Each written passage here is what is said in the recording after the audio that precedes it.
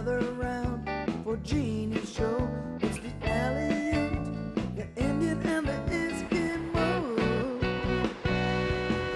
It's the Aleut, the Indian and the Eskimo. Hello, welcome to Heartbeat Alaska.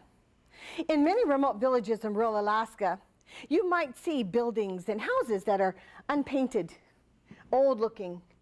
They look like they're hopeless and neglected. Why is my set on Heartbeat Alaska like this? Because these walls represent more than just unpainted wood. They represent people, history, gathering, life, a history of the people in that village. And today we take you on a historical walk, a look back into time. I'll be back with a walk through old Sitka right after this. Heartbeat Alaska is brought to you in part by Coastal Villages Region Fund. Thank you, CVRF, for your support of Heartbeat Alaska. And Heartbeat Alaska is also brought to you by Frontier Airlines. Thank you, Frontier Airlines, for getting Heartbeat Alaska airborne. Hi, I'm Mark from Scan Home, and we are proud to sponsor Heartbeat Alaska. Scan Home, serving all of Alaska's home and office furnishing needs. Thank you, Scan Home, for making Heartbeat Alaska possible. Heartbeat Alaska is brought to you in part by Brown's Electric Lighting Gallery. Thank you, Brown's Electric, for your generous support of Heartbeat Alaska. Visitors to a village in rural Alaska might see old buildings with no paint, but to me they're beautiful. Beautiful like Shiatika, the old village in Sitka, Alaska. Come now with me. Let's walk with Donald Didrickson as he takes us back through time.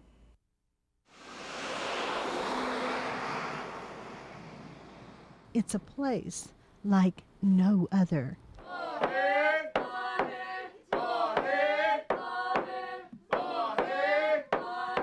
A place as rich in history as it is in natural resources, where cultures once collided.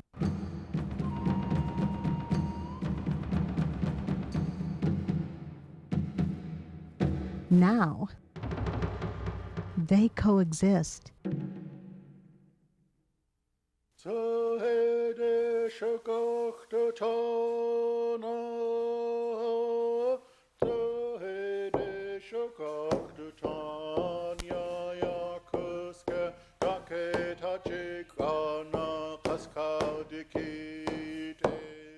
To historians, it's known as the musical city.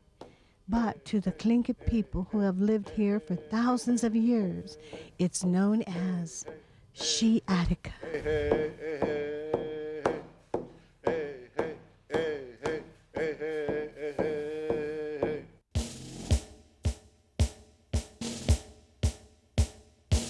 For thousands of years, the Tlingit people of Shiatika have watched other cultures come in and leave their mark on this coastal village.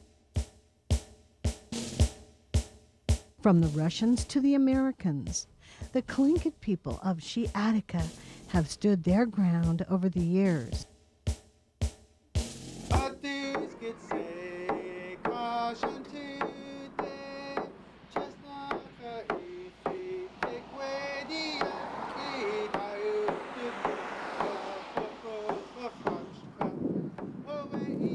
Sitka is as interesting today as it was hundreds of years ago. The history still lives on in the people today. Lifelong resident Donald Didrickson takes us on a walk through his past. I was born in what we call the Herring House, 1933, which I'll point out to you. It's one of the oldest houses in the village here. It's been, my grandfather built it in the middle of 1800s. It's been remodeled so many times, you know. And this here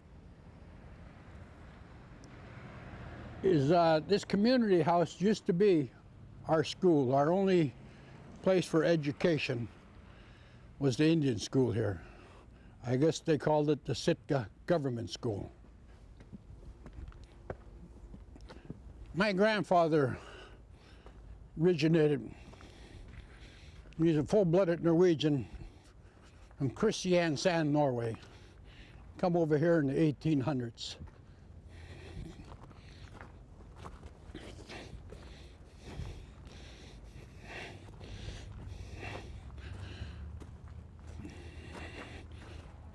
When I was going to school, the Indian school, this was our playgrounds here.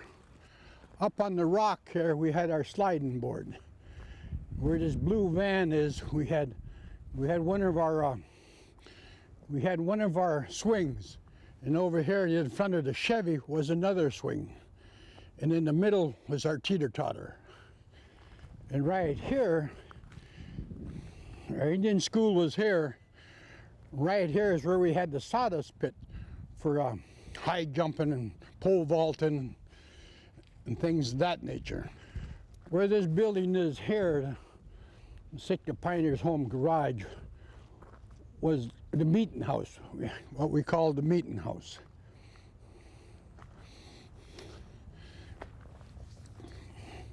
This was all our playgrounds back here in the park, through the graveyards. This house here belongs to my Aunt Kathy. It used to be Pete Nilsson's house, and they tore it down and redid it. And this one here, the head of the village was all the higher ups in the village. This here used to be my great grandfather's Tom Saunders Sr. They moved it up from the waterfront there. Now it's owned by a lawyer. These here are some of the new houses that Beha built.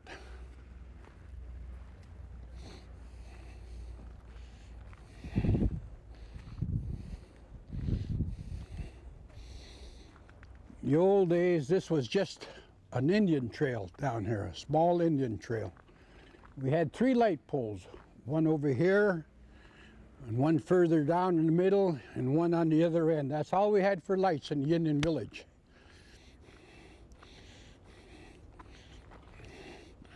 And this house, this is what my grandfather built in the 1800s, called the Herring House. This is where I was born. 203 Back Street, 1933. The old days, over 60 years ago, I'd walk out of this house. We had a little bell, about 12 inches long. I'd go down the Indian Trail ringing that bell, yelling out, "Meeting tonight." We'd have to go to the meeting house for a meeting. That's usually on Mondays. When my house burnt, I lost the bell with it.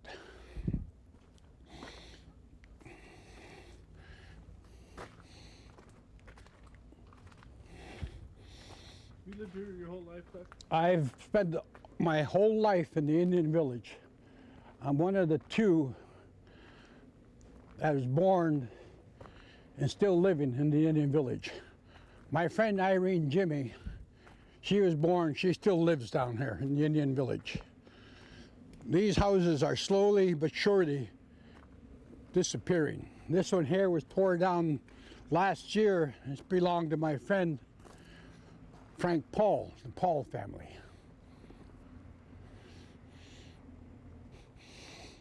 Another house from Dave Howard's is this open field down here that's just tore down this year.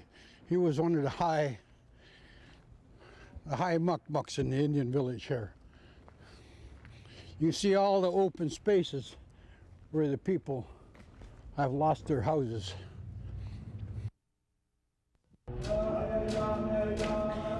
Each week, Heartbeat Alaska brings you great stories from all over the state. And we couldn't do it without the generous support of Frontier Flying Service. Frontier gets our camera crews where they need to go. So whenever you see a Frontier plane, give them a wave. Say hi from Knoxhead. You might just be on Heartbeat Alaska. Frontier Flying Service, covering Alaska for over 50 years. Ho, we are, ho. know. I'm almost done with my homework. Yeah? Tessa's mad at you. What's mad at me about? You said you would play basketball with her. She said she'll never speak to you again. Parents that are involved with their kids are more likely to help keep their kids away from drugs. Good. Nothing but that. Let's continue our walk with Didirickson as we visit the oldest active clan house in Sitka. This here is my friend. This is Bob Sam, an old friend of mine. He knows a lot of history.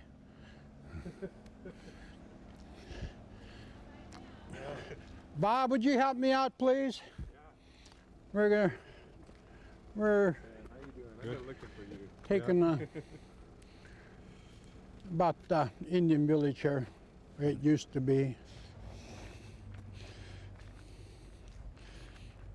Have you got a picture of our A&B Hall? That's been here for years and years, our A&B Hall here.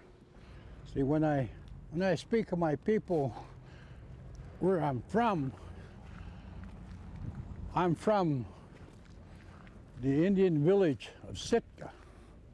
The city of Sitka is built around my Indian village. That's how it got started, through the Tlingit people here.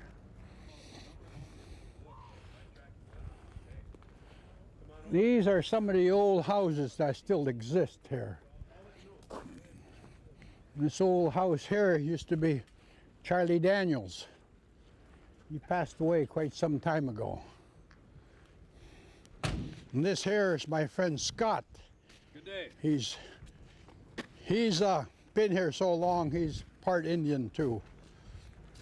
You know, Sitka has a number of tribal houses or clan houses that belong to certain families and clans, and Sitka has a large number of them. There's probably, oh gosh, maybe about 45 to 50 different clan houses here in Sitka, and they're all these type of houses here, and they're a lot like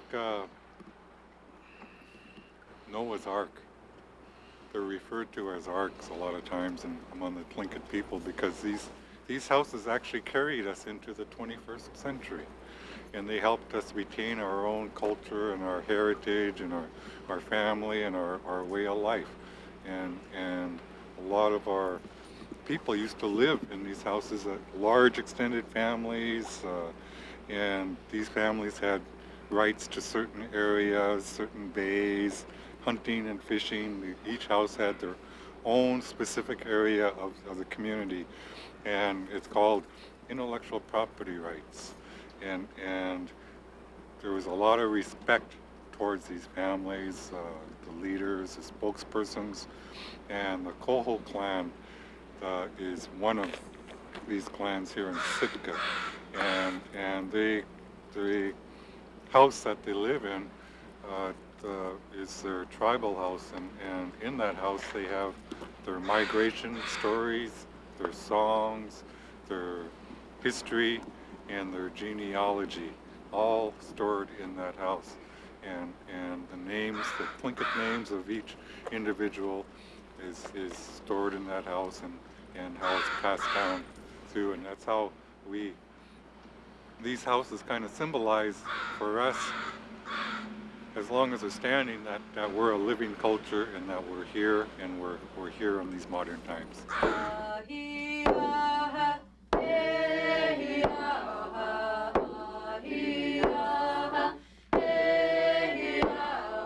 These houses, these clan houses, aren't built just simply because they want to build them. Most of our clan houses were occupied by mostly family members and the in-laws. They're probably just as big as what you see right now.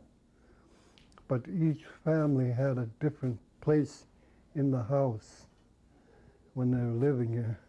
Our father's people, the Chukanadi people, they were the ones that helped build this house. See, we employed them to build it for us. And they were here to build it. They all came. I just wanted to show you some of our regalia that belongs to our clan. If you look here, this clan hat is over 300 years old. It's been carbon dated, and only the leader is allowed to wear this hat at special functions in Tlingit culture. Also, our grandchildren, our clan grandchildren, are allowed to wear this hat. And what you see on the hat itself is the coho. This is the silver salmon head. These are copper that was inlaid, and then the abalone, and then the operculum shell, which is the snail's foot. And this is very old. It comes from the Dry Bay area. The potlatch rings and the winter ermine at the top. And the hair in the back, you see, from what it was told to me, to put a value on such clan items, they used to sacrifice their slaves long ago. And Cecilia Coons, who's one of our clan mothers of the Coho Clan, she told us, and it's been confirmed by other elders, that 8 slaves were killed to put a price, a value on this clan hat. The robe that you see behind it is moose hide, and the robe itself goes with the hat. Only the leader is allowed to wear this, and it depicts the raven and the silver salmon on the borders. And you can see there's holes in it. From what I was told, these little holes that you see here were musket bullet holes from when we fought the Russians. So this robe itself has a lot of history. We have a lot of old pictures that are probably around 100 years old that show this robe hanging in memorial photos along with the hat. And if you look at this wall up here, these are all of our leaders, past leaders. Our Uncle Albert Davis, which is my Uncle Herman's older brother. His Tlingit name was Ancestral, but his leader's name was Wushtut Wudaat. And then over here next to him was his uncle, James Howard. His Tlingit name was Shtuwa, and you can see that he is also wearing the clan hat. Next to him is the one that had this house built, Charles Dick. His Tlingit name is Kinechish, and he was also given the name Didirickson. And then one of our clan mothers here, Kutan, Betty Garrity. And then over here you'll see some other photos. Some of our elders, past and present. One of the gentlemen in this picture was our Uncle John Young, Nuk, who was a leader of our clan. And then next to them is William Wells, who was actually a translator for Sheldon Jackson. When Sheldon Jackson was alive, he was the Tlingit translator for him. His right-hand man is from what I was told. He was very educated in also the Western society. He is also wearing the clan hat and the robe. And next to him is my grandmother, my mother's mother, Sankata, who recently passed away last December. And she is a clan mother of this house. Are you traveling to Anchorage for education or health care? The Alaska Family Hospice is your home in the city. Located 1.5 blocks from the Alaska Native Medical Center, Alaska Family Hospice offers fully equipped apartments, housekeeping services, shuttle service, Medicaid payments, grocery shopping service, or cook your own native food right in your apartment. Well, I've been coming here for the last 3 years, and all the times I come here, it's like a home away from home. For total comfort, affordability, and safety, come on home to the Alaska Family Hospice, your home in the city.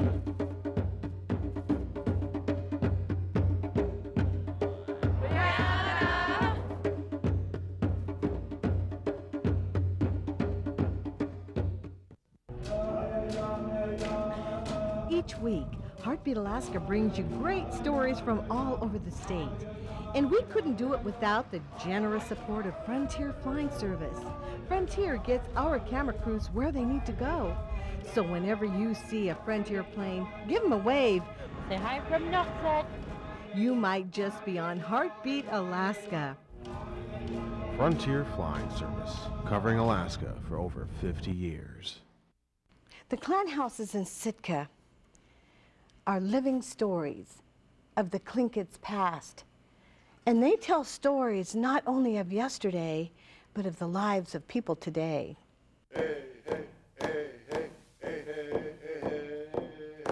We have another piece you can see over here on the wall. This is our clan house screen.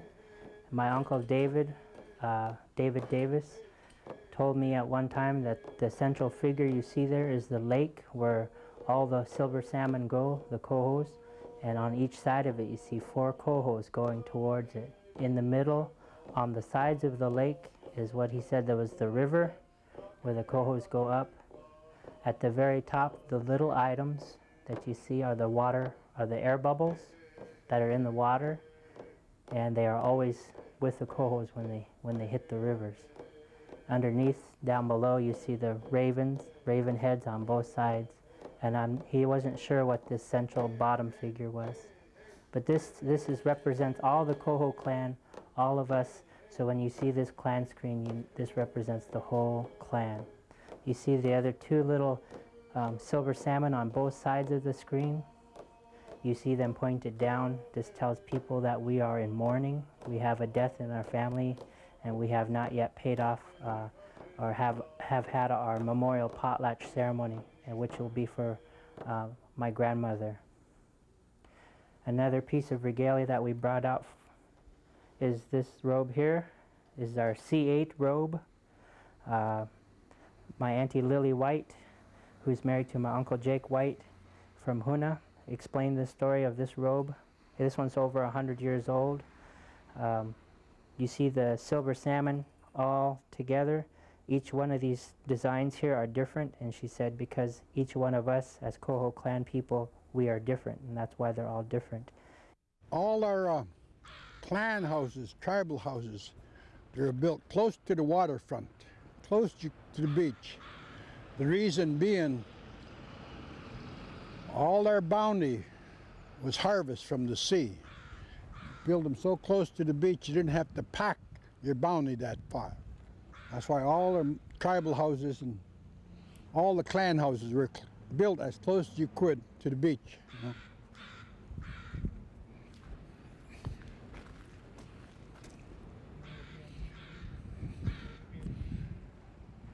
The name of the dog is Backstreet. Oops, hey, Backstreet. I didn't feed her. This design here from my friend Marie Tiemeyer. Pretty proud of her heritage. She put something like this for the tourists when they come down here. She paints it every year without fail. We don't have many of our trees left in the old Indian village. You can see we just have several large ones up here. Every spring they're full of eagles. All the trees are full of eagles and the herring come in. They call this Pothole Avenue, the Indian village. And we're all taxpayers.